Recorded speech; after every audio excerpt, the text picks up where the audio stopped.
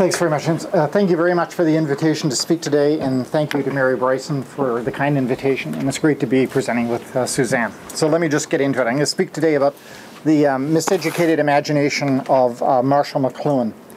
And it starts like this. Northrop Frye, Canada's foremost cultural critic, literary critic, has written evocatively about the educated imagination as the essence of creative human culture. For Frye, the contemporary historical project is distinguished in all of his texts by a fatal struggle between the power of technological materialization and the equally powerful will to human creativity, with the educated imagination itself for Frye as a way of ensuring, sitting sort of as an in-between, as a way of assuring the endurance of the human condition in all of its singularities and paradoxes and incommensurabilities. Now, in contrast to Northrop Frye's his vision of the educated imagination, Michel Foucault has argued in his lectures at the Collège Philosophe de France on the topic of society must be defended, that beginning with the death of the amateur scholar in the 18th century, education itself has increasingly been borne along on the ways of normativity and hierarchy and rule by specialists, and indeed real intellectual violence in the name of the increasingly sequestered professional imagination.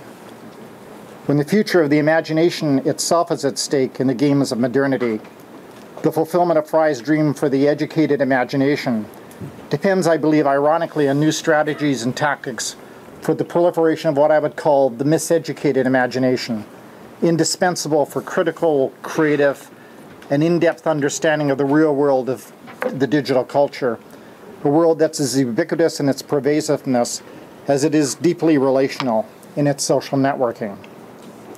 Now, for myself, the legacy of Marshall McLuhan has everything to do with the miseducated imagination. He's Canada's brilliant exemplar of really creatively disruptive thought. Just think, art is an early warning system of major technological change.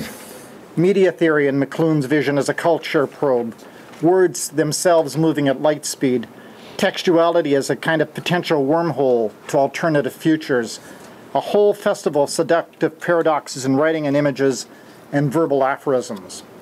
With McLuhan, the technological dynamo simultaneously mobilizes and stultifies the creative imagination, does real violence to the human nervous system while creating electronic breakthroughs to the electronic nervous system. It's evident today that McLuhan's legacy is, I believe, to be one of those really rare thinkers whose words literally achieve liftoff from the written page to become, in Derek de Kerckhoff's terms, the skin of culture, or like Teilhard de Chardin's beautifully electronic noosphere, image of the electronic noosphere, within which we live, I believe, on a daily basis. Now, everything is there in McLuhan's thought, from the mechanical bride to understanding media to the medium and the visage, the exteriorization of the human nervous system by electronic media of communication, or in his terms, the reversal of the human sensorium under the pressures of technology, so that today we literally live with the soft part of the body, its nervous system, fully exposed, with a hard shell coming inside subjectivity and consciousness.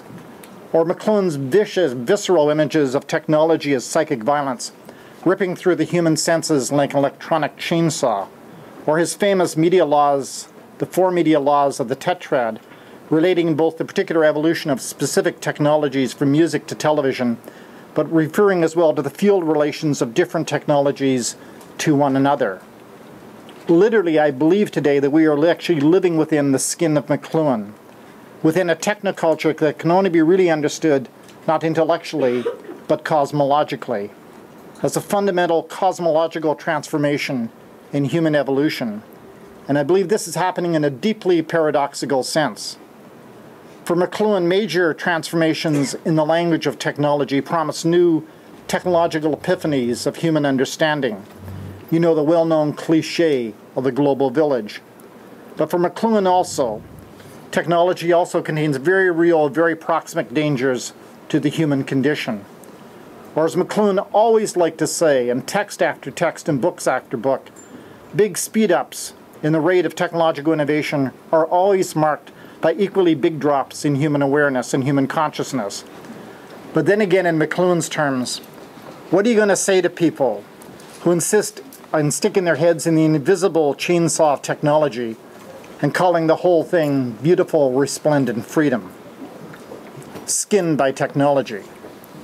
McLuhan's prophetic insights concerning the technological future were aimed for the most part at electronic media of communication, the era within which he lived. For McLuhan, with the advent of electronic as opposed to mechanical technologies, we begin to live within the skin of technology.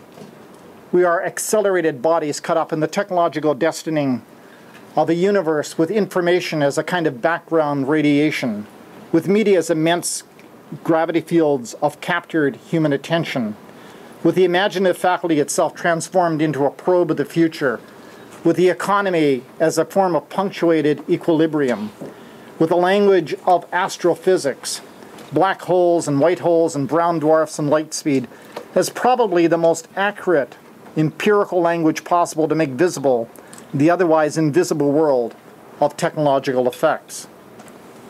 However, I think our situation today is really radically different.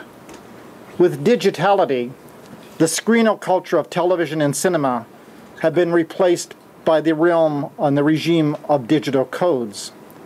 We are, I believe, no longer living within the skin of technology.